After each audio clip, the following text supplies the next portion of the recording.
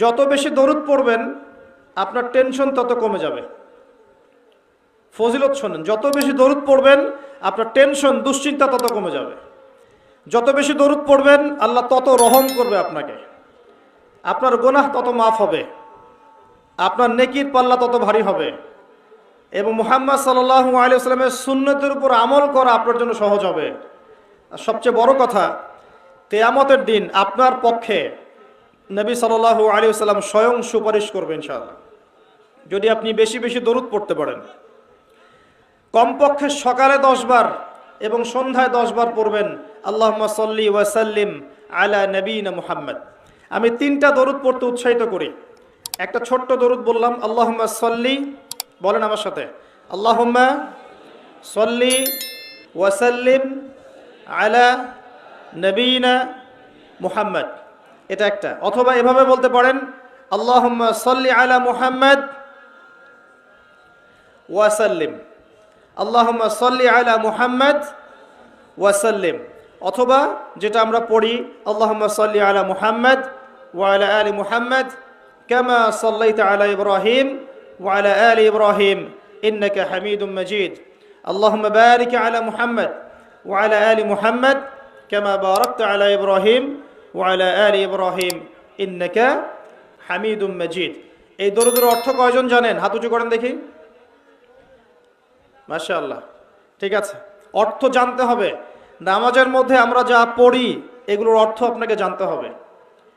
সানার মধ্যে কি পড়ছেন, আল্লাহু আকবারের অর্থ কি, আজানের অর্থ কি, ইকামতের অর্থ কি, এই যে কদ কামাতিস সালাহ বলছে এর অর্থ কি, আসসালাতু খায়রুম মিনান নাওম এগুলোর অর্থ কি, সূরা ফাতিহার অর্থ কি, একটা সূরা মিলাচ্ছেন সূরা ইখলাস এর অর্থ কি, রুকুর তাসবিহতে আপনি কি পড়ছেন, সামি আল্লাহু লিমান হামিদা মানে কি, রব্বানা ওয়া লাকাল হামদ মানে কি, সিজদায় গিয়ে আপনি কি পড়ছেন, তাশাহুদের অর্থ কি, দরুদের অর্থ কি, দোয়ায়ে মাসুরের অর্থ কি, এগুলোর অর্থ আপনাকে জানতে হবে।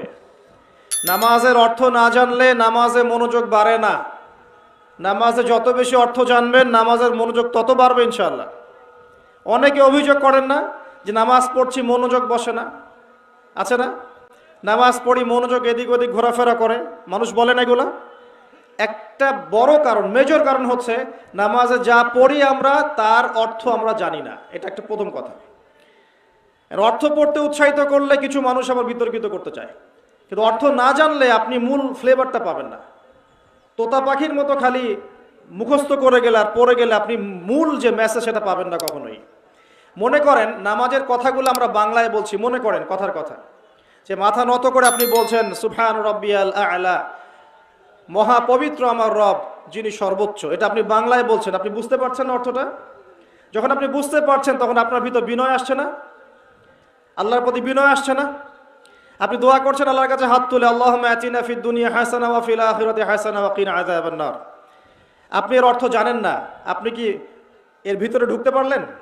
পারলেন না। কিন্তু আপনি যদি জানেন, আপনি হাত তুলে বলছেন, আল্লাহ আমাকে এই দুনিয়াতে সমস্ত কল্যাণ দান করো আর পরকালে সমস্ত কল্যাণ দান করো, আমাকে জাহান্নামের আগুন থেকে বাঁচাও। বুঝতে পারছেন না? তখন মনোযোগ বাড়ছে না?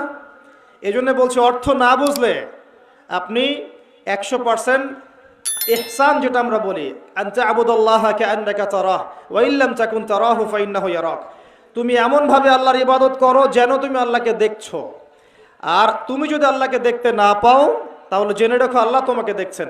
আল্লাহ কনসিয়াসনেস আসবে না যতক্ষণ না আপনি অর্থগুলো বোঝার চেষ্টা করছেন।